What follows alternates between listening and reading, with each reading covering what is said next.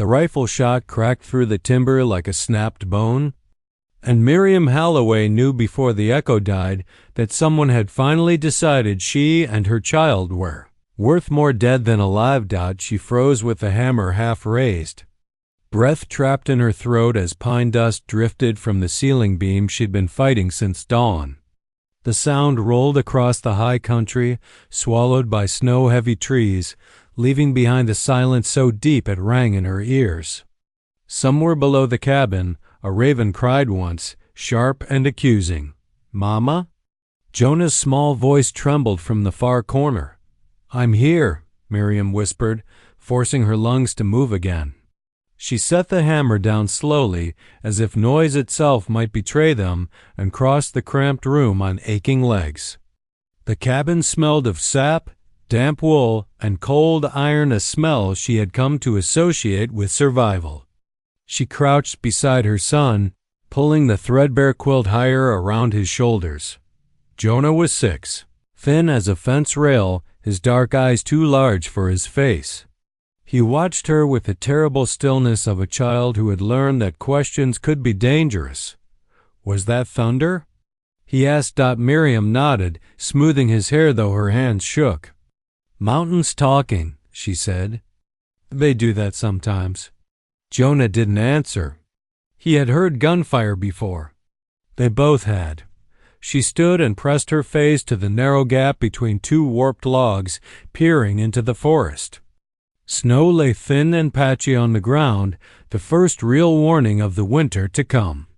Pines rose thick and tall, their branches sagging beneath white weight. No movement. No horses. No men. But the feeling remained, that crawling awareness that eyes were on her. 3 weeks earlier, she had lived in a valley with a creek that sang over stones and a barn her husband built with his own hands. 3 weeks earlier, she had believed grief was the worst thing the frontier could offer. She had been wronged after Daniel died, thrown from a spooked horse and dragged until his neck snapped. His brothers came with polite voices and cruel smiles. They spoke of law and bloodlines, of how a woman could not hold land alone, of how a sickly child would never survive a real winter anyway. They gave her a day to pack. They watched as she buried what little she could not carry. When she refused to leave quietly, one of them had leaned close and whispered, "Accidents happen out here, so she ran." She took Jonah, a mule, a sack of flour, and her husband's rifle. She climbed until the air thinned and the trails faded, following rumors of an old trapper's cabin no one wanted because the winters were too long and the land too stubborn. People said the place was cursed, that Apaches passed through those woods and never forgave trespassers. Miriam had laughed then, hollow and tired. Now she wasn't laughing. The cabin groaned as the wind picked up, slipping through every crack she hadn't yet sealed. Miriam pulled on her coat and stepped outside, rifle slung over her shoulder, though she hated the weight of it. Snowflakes brushed her cheeks, melting into cold trails. She scanned the tree line. That was when she saw him. He stood just beyond the reach of the clearing, half shadowed by the pines, tall, still, as if the forest itself had decided to grow a man. His hair fell long and black down his back, tied near the end with a strip of worn red cloth. A dark coat hung from his shoulders, heavy and weathered, its edges trimmed with simple beadwork that caught the pale light. Around his neck rested a necklace of bone and turquoise, carved smooth by time. Apache. The word slammed into her chest. Her fingers tightened around the rifle strap, though she didn't raise it. He hadn't either.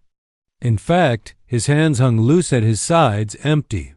He simply watched her, eyes dark and steady, unreadable as deep water. For a heartbeat. Neither of them moved. "I don't want trouble," Miriam said, surprised by how steady her voice sounded.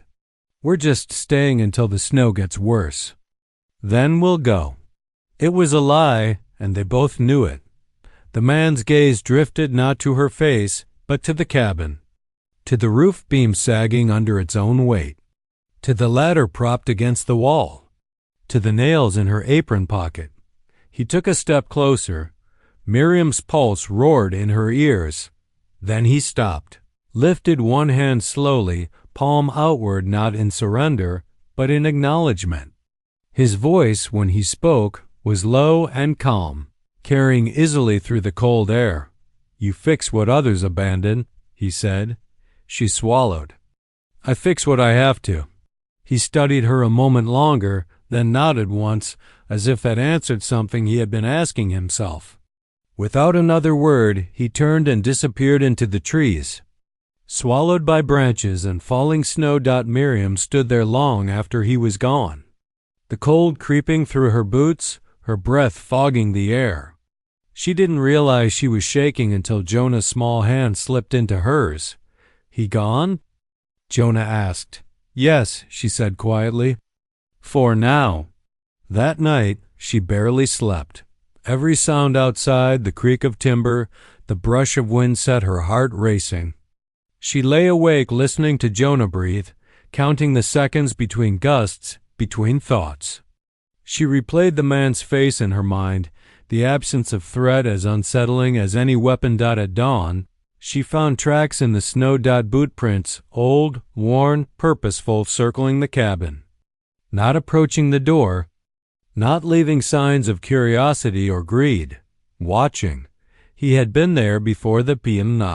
Gunshot. The realization sent a chill through her deeper than the cold.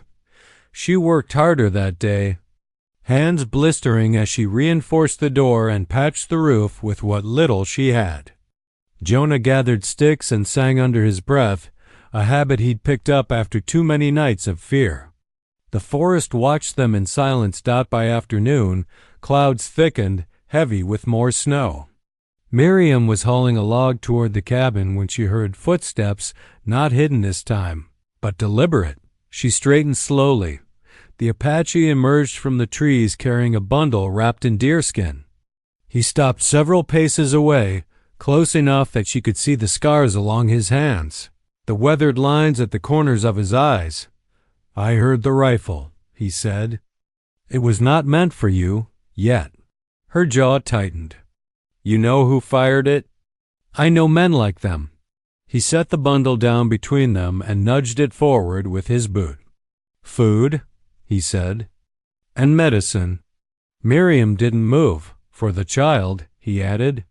His cough is deep. Her breath caught. Jonah's cough had worsened at night, a wet sound that made her chest ache with helpless fear. "Why?" she asked. The man met her gaze. "Because the mountain remembers who treats it with respect." She studied him, every instinct screaming caution, and yet, "What's your name?" she asked. "Taza," he replied. She hesitated, then nodded. "Miriam." They stood there in the falling snow, two survivors measuring the shape of trust. Taza turned to leave, then paused. "They will come again," he said. "Your husband's blood draws wolves." Her grip tightened on the log. "Then I'll learn to bite." A corner of his mouth twitched, not quite a smile, but close. As he vanished into the trees once more, Miriam felt it, the shift. The sense that the cabin, the forest, and her own fate had crossed a line that could not be uncrossed. That night, as snow buried the tracks and the wind howled like something alive, Miriam understood one truth with perfect clarity. She was no longer alone, and that, somehow, made everything more dangerous and more possible than it had ever been before. The snow came harder that night, thick and relentless, sealing the cabin into the mountainside like a secret the world wanted buried. Miriam woke before dawn to the sound of coughing. Jonah lay curled beneath the quilt, his small body trembling as each breath rattled out of his chest. She sat up at once, pulling him against her, feeling the heat of his skin through the thin fabric of his shirt. "Easy," she murmured, rubbing slow circles between his shoulder blades. "I've got you." Outside, the wind clawed at the logs, finding every weakness she hadn't yet mended. The fire had burned low, and the cold crept in like an unwanted guest.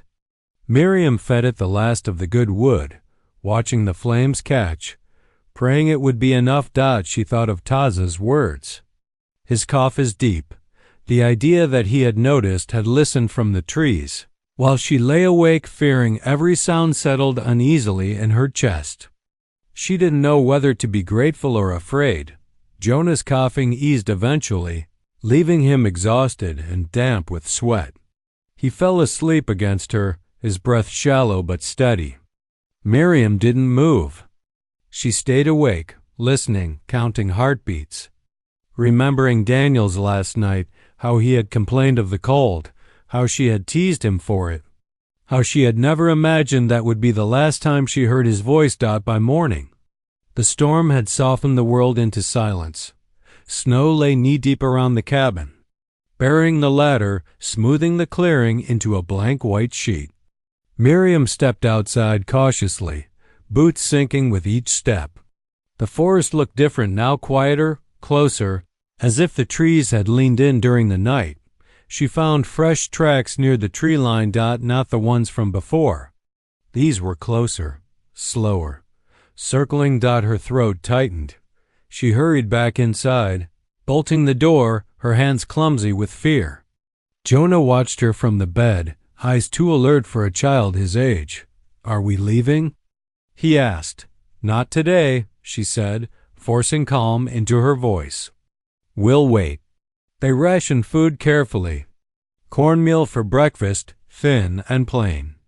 Jonah tried to smile through it, but she saw the worry flicker behind his eyes. Children learn hunger quickly on the frontier. By midday, the cough returned. Miriam crushed the dried roots Taza had left, steeping them into a bitter tea. Jonah grimaced but drank when she insisted. She prayed it would work. She prayed to a God she hadn't spoken to since Daniel's grave was still. Fresh earth. The knock came just before sunset. 3 firm raps against the door. Miriam's heart slammed against her ribs. She reached for the rifle, lifting it with shaking hands. "Open," a man's voice called. Not Taza's. She held her breath. "We know you're in there," the voice continued, edged with impatience. No sense pretending otherwise. Jonah's fingers dug into her sleeve. "Don't answer," he whispered. She didn't. The door rattled as someone tested it, then stopped. Laughter drifted through the cracks, low and unpleasant. "Stubborn," another voice said. Just like Daniel said she was. Her blood went cold. "Daniel's brothers. They'll come out," the first man said. "They always do. Winter squeezes harder than we ever could." Bootsteps crunched away, retreating into the trees. Miriam sagged against the wall, breath coming in shallow gasps. Jonah clung to her, his small body shaking. That night, she did not light the lamp. She sat in the dark, rifle across her knees, listening to the forest breathe. At some point, long after her arms had gone numb, she heard another sound, soft, deliberate footsteps that did not crunch carelessly through snow. A shadow passed the narrow window. Then a familiar voice. Low and close to the door, Miriam. She nearly cried out. "Taza," she whispered.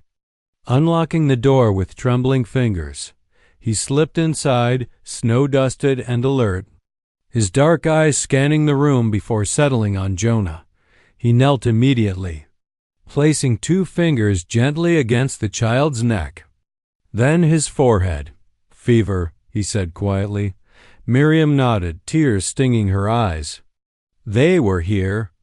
Daniel's brothers. Taza's jaw tightened. "I saw their tracks. They do not hunt deer. They hunt fear." He rose and moved to the door, checking the bolts, reinforcing them with a skill that made her realize how much she still didn't know about him. "They will wait," he said. "They think hunger will finish what threats did not." Jonah coughed again, a harsh sound that made Miriam flinch. Tiazia reached into his coat and pulled out a small pouch. He poured dried leaves and bark into a tin cup, adding hot water from the fire. "Make him drink this," he said. slowly. She obeyed without question. Taza stayed that night, not outside in the trees as before, but inside the cabin. He sat with his back to the door, knife resting easily in his hand. Eyes half-lidded but never fully closed. Miriam watched him from the corner of the room, studying the scars along his jaw, the way he held stillness like a weapon. She wondered how many nights he had spent like this, guarding something or someone until dawn. At first light, he rose. "They will return tonight," he said. "Not together. One at a time. To test you. What do we do?" Miriam asked. "We make them afraid." He showed her how to drag branches behind her to hide tracks, how to scatter ash around the cabin to confuse scent, how to set small traps not to kill, but to wound pride. By dusk, the cabin no longer looked like a lonely target. It looked watched. When the first man approached, Taza moved like a shadow. The scuffle was brief and brutal. A muffled cry, a body dragged into the snow. Then silence. The man limped away an hour later, bleeding and terrified. The second did not come. The third fired a shot. Into the air rage and warning tangled together, then retreated. Miriam's hand shook long after the echoes faded. "It's over?" she asked. "For now," Taza said. Jonah slept through it all, the medicine finally easing his breathing. When morning came, the forest felt different again. Lighter. Taza prepared to leave. "You saved us," Miriam said quietly. He shook his head. "You were already fighting." She hesitated, then asked the question that had been burning in her chest. "Why help us?" Taza looked toward the trees. "Because I know what it is to be pushed from your place. Because the child did not choose this war. And because Daniel once gave me water when others would not." Her breath caught. "You knew my husband?" "A long time ago," he said, "before grief hardened him." Taza stepped back into the forest, leaving behind quiet, safety, and a truth Miriam hadn't known she needed. Daniel had not been forgotten, and neither, she realized, would she be. The thaw came too fast, and Miriam learned quickly that melting snow could be as dangerous as hunger. Water poured down the slopes in narrow, silver streams, cutting new paths through the forest floor, loosening rocks that had slept for decades. The creek below the cabin swelled and roared, no longer singing but shouting, its voice echoing through the trees day and night. The air smelled of wet earth and pine rot, heavy and alive. Jonah improved slowly.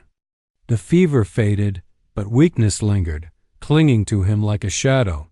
He tired easily, his cough returning whenever the nights turned cold.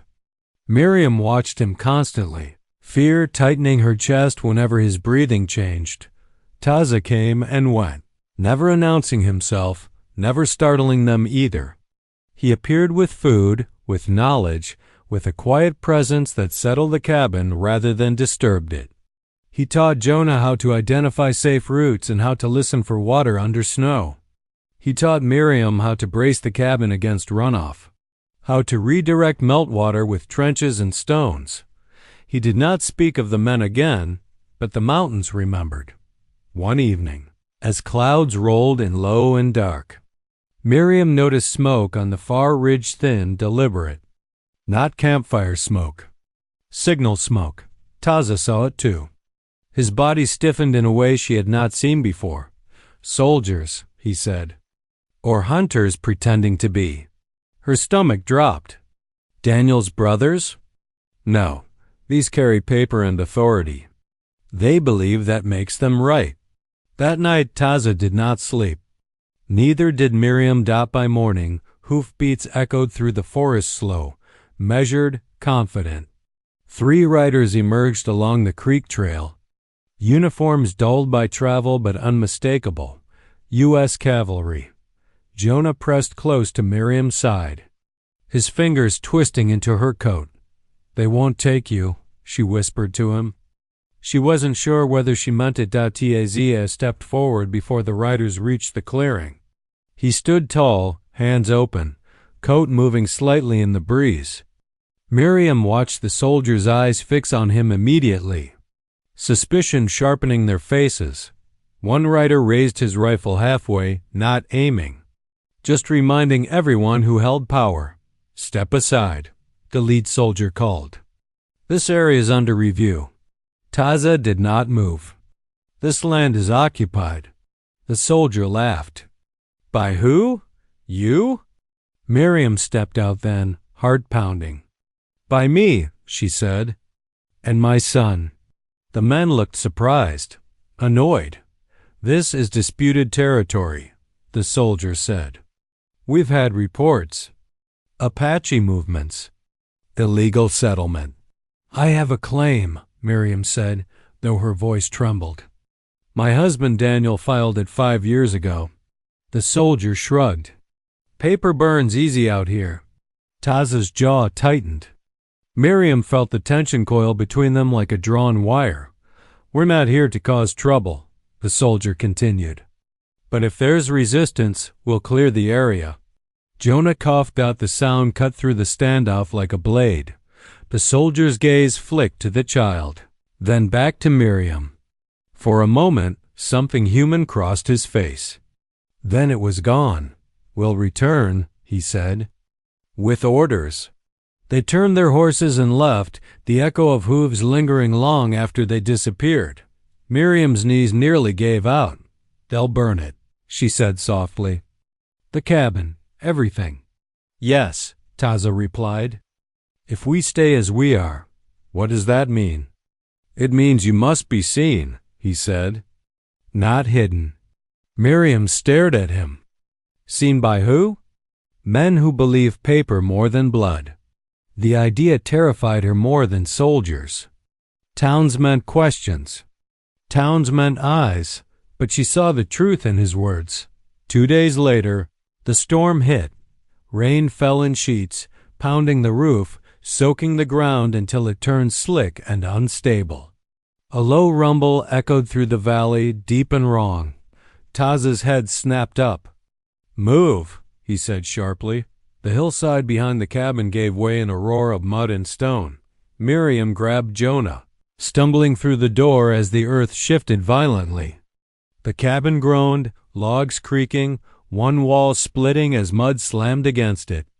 They barely reached the trees before the structure collapsed inward. Half buried, the roof caving like a broken spine, Jonah screamed. Burying his face in Miriam's coat, she stood shaking.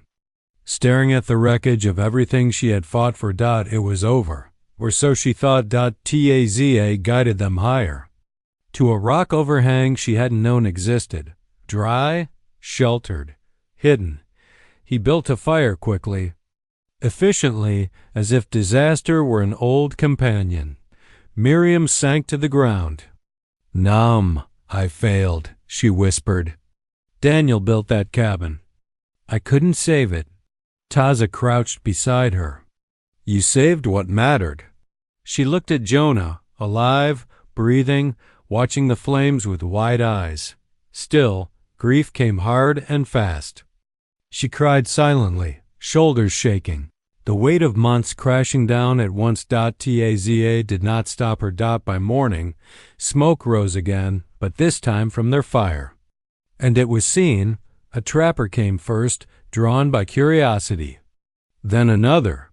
Word spread quickly of a widow and child stranded by a slide. Of an Apache who stood guard but did not threaten. By the third day, a freight wagon arrived from the nearest settlement, driven by a woman older than Miriam with sharp eyes and no patience for nonsense. "You Holloway?" the woman asked. Miriam nodded cautiously. "Judge has been looking for you," the woman said. "Seems some paperwork went missing. Reappeared. Funny how that happens." Miriam stared. "Judge?" The woman jerked her chin toward Taza. "He walked 2 days straight to bring it." Miriam turned slowly. Taza looked away. Daniel's name still carried weight in town, more than his brothers liked. Understanding flooded her chest. "You risked yourself." "I owed him," Taza said simply. "And now I owe you." They traveled to town under guard-not soldiers, but settlers who had heard enough rumors of injustice to recognize it when they saw it. Jonah rode bundled in blankets, his cheeks flushed with excitement and lingering illness. The judge was an old man with tired eyes. He listened. He read. He frowned. By sundown, the claim was upheld. The land was hers, but safety, Miriam realized, was not a piece of paper. That night, as they camped on the edge of town, she found Taza staring at the lights below, lanterns flickering like cautious stars. "They will keep coming," he said.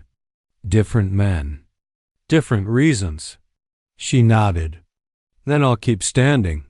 He looked at her then, really looked at her, as if seeing not a widow or a threat or a responsibility, but a choice. The mountains watched in silence, and something old and patient waited to see what they would become. The valley looked different when Miriam returned to it, not softer, not kinder, but honest in a way it had never been before. Spring had fully claimed the high country. Snow lingered only in shadows now, tucked beneath fallen logs and north-facing slopes, while the rest of the land breathed green. The creek had settled back into itself, swollen but obedient, no longer raging. Birds stitched sound into the air. Life had moved on, as it always did. Miriam stood at the edge of the ruined clearing where the cabin had once been. Jonah stood beside her, leaning on a walking stick Taza had carved for him during the journey back. The boy was stronger now, color back in his cheeks, his eyes bright with curiosity instead of fear. The remains of the cabin lay scattered, broken beams, splintered planks, half-buried memories. Miriam felt the ache of it, sharp but clean. She had mourned that place already. What remained now was choice. Behind her, Taza waited, silent as ever, watching not the wreckage but her. "They won't trouble you here any more," he said. "Not the brothers. Not the soldiers." Miriam nodded. "The judge sent word?" "Yes. Daniel's brothers signed away their claim to avoid charges. They will not come near this land again." She closed her eyes briefly at Daniel's name. The pain was still there, but it no longer owned her. Jonah tugged her sleeve. "Mama, can we build it here again? Or maybe closer to the creek?" She knelt beside him, smiling faintly. "What do you think?" He thought carefully. "Closer to the trees, so the wind won't scream so loud at night." Taza's mouth curved just slightly. They began the next morning. Not a cabin at first, something sturdier, deliberate. Stone footings. Thick timbers hauled together. It was slower work, harder, but Miriam felt a quiet satisfaction in each measured strike of the hammer. This wasn't desperation anymore. It was intent. Neighbors came. Not many, not at first. A trapper with a limp brought iron nails. A woman from town left a sack of dried apples without a word. 2 men helped raise the main beam, nodding respectfully at Taza but not asking questions. Jonah laughed more than Miriam had ever heard him laughed at night. They shared meals around the fire. Taza spoke more now, not of battles or tribes, but of the land, of seasons, of patience. He told Jonah stories that didn't end in death, and Jonah listened with wide-eyed wonder. Miriam watched them from across the flames, something tight loosening in her chest. One evening, after Jonah had fallen asleep curled against a blanket near the fire, Miriam stepped away from camp. She walked until the sounds of breathing and crackling wood softened behind her. The sky stretched wide and endless above, stars scattered like spilled grain. Taza followed without a word. She stopped near the edge of the creek, its surface catching moonlight. For a long moment, neither spoke. "I thought staying would be harder," Miriam said finally. "After everything." Taza studied the water. "Leaving is often harder." She turned to him. "You could leave now. No one would stop you." He nodded once. I know, but you're still here. Yes. The silence that followed was heavy, not uncomfortable, but full. You don't owe me anything, she said softly. You paid whatever debt you carried. To Daniel. To yourself. He looked at her then, really looked at her. This is not debt, he said. This is choice. Her breath caught. She hadn't expected more than that. And yet, it was everything. The trouble came one last time. As if the land itself needed proof. Late one afternoon, Jonah came running from the creek, breathless. Mama, horses! Miriam's hand went instinctively to the rifle. Taza was already moving, calm and alert. 3 men rode into the clearing, not soldiers, not Daniel's brothers, strangers. Their clothes were worn but clean. One dismounted slowly, hands visible. We're looking for work, the man said. Heard someone was building up here. Miriam studied their faces, tired, hungry, not cruel. She lowered the rifle. We are, she said, but we don't hire trouble. The man nodded. Wouldn't offer it. They worked together for 2 days. Earned food. Earned trust. Then moved on. When they left, Jonah waved. They weren't bad, he said. No, Miriam agreed. They weren't. That night, as she lay beneath a new roof, not finished, but strong, Miriam thought of how far they had come. Of the fear that once defined every breath. Of the choice she had made to stand instead of vanish. Daniel had loved the frontier because it demanded honesty. It gave nothing freely. It asked who you were and meant it. She slept deeply for the first time in months. Summer settled in gently. The cabin took shape, solid and warm. A garden followed, small, stubborn, alive. Jonah learned to fish. Miriam learned to breathe again, and Taza stayed, not as a shadow, not as a guardian waiting to leave, but as a man who shared meals, work, silence. He built a second room onto the cabin, not for himself, but because Jonah had asked for space to grow. You're staying, Jonah had said one night, stating it as fact. Taza had smiled. Yes. The day Miriam finished the door, she carved a mark into the frame, small, deliberate. A line for Daniel. A line for what had been lost. A space left open for what had come after. She stepped back. Wiping sweat from her brow. Taza watched her, arms folded. Eyes warm. You did this, he said. We did, she corrected. He inclined his head. Years later. Travelers would pass through the high timber country and speak of a place that should not have survived. Of a widow who rebuilt instead of disappearing. Of a child who laughed where fear once lived. Of an Apache who chose home over solitude. They would say the land there felt different, steady, as if it remembered something important. And it did. Because Miriam had learned that survival was not merely enduring. It was choosing to stay. And in that choice, she had found not just safety but a future.